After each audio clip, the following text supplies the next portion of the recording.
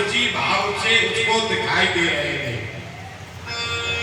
आज सिंह की तरह दोनों दांत लिए हुए और मामा कंस के पास में पहुंच गए। अब तो कंस कांपने लगा।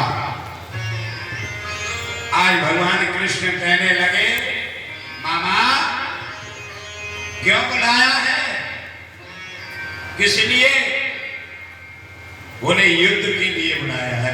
भांजे देख नहीं रहा, ये चार पहलवान, मुष्टक, चारों, सल, तोषक, ये चार पहलवान खड़े, इनसे कुश्ती होगी।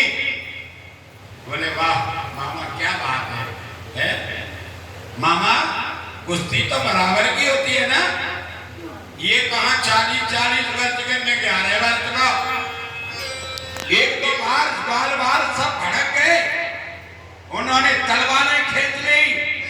ऐसा नहीं होने देंगे हम कृष्ण को, और ये ज्ञानी पहलवानों से कुश्ती नहीं होने देंगे। अक्रूर इत्यादि सब तैयार हो गए।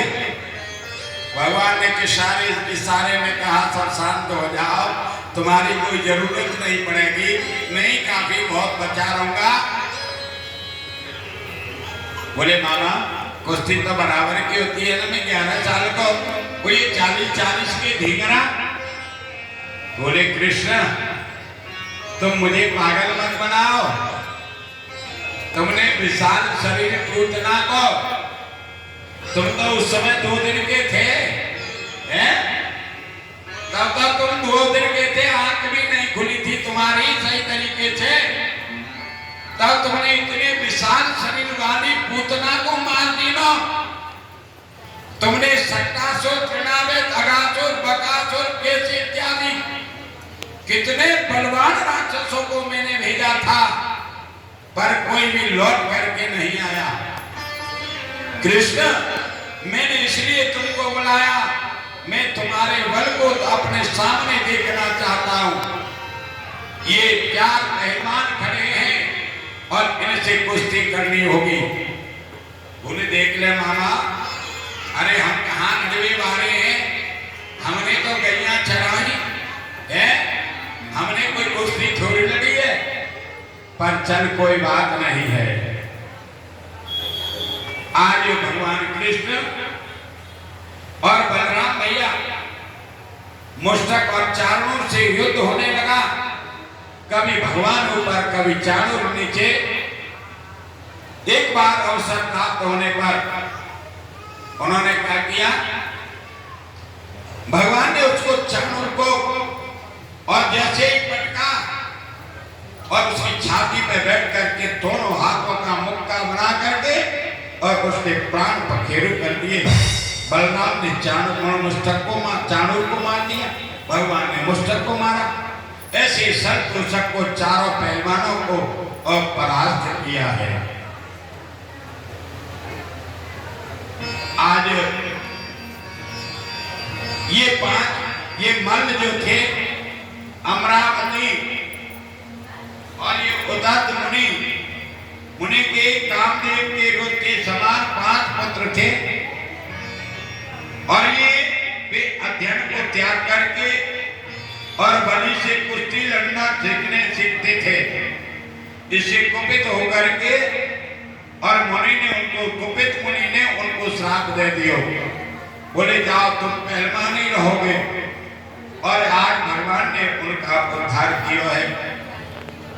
आज चर्या ने 5 को मार करके आज भगवान कृष्ण और मामा के पास में गए और मामा से कहने लगे, मामा देख आज कितने दिन हो गए हमें पैदा हुए, पर हम तुम कभी मिले नहीं, आजा मामा।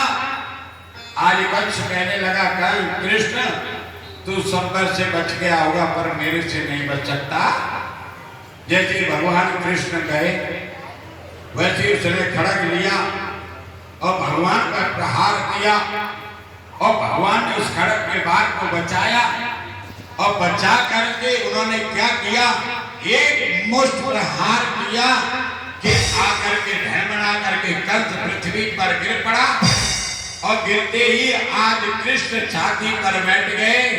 बोले मामा श्री देख ले, तेरा भांजा श्री तेरी छाती पर बैठा हुआ है। आज भगवान ने और उस कंस को और छाती पर बैठ करके एक मुक्का बनाया और बड़ी तेजी से उसके छाती पर प्रहार किया और छाती पर प्रहार करते उसके मुख से रक्त वमन हुआ और उसके प्राण पखेरु हो गए। और प्राण पखेरु होते ही आज देवता पुष्पों की वर्षा करने लगे आकाश से। और आकाश से होने के पश्चात आज कंस को मार करके और कारागृह में गए। पहले अपने नाना उग्रसेन को मुक्त किया और मुक्त करने के पश्चात उनको राज्याभिषेक किया। जो उग्रसेन जी महाराज ने कहा, अरे कृष्ण तू ही इस राज्य का अधिकारी है। और तू इस राज्य बोले नहीं नाना, इसका राज्य के अधिकारी तो आप ही है, हम नहीं राज्य के अधिकारी होंगे।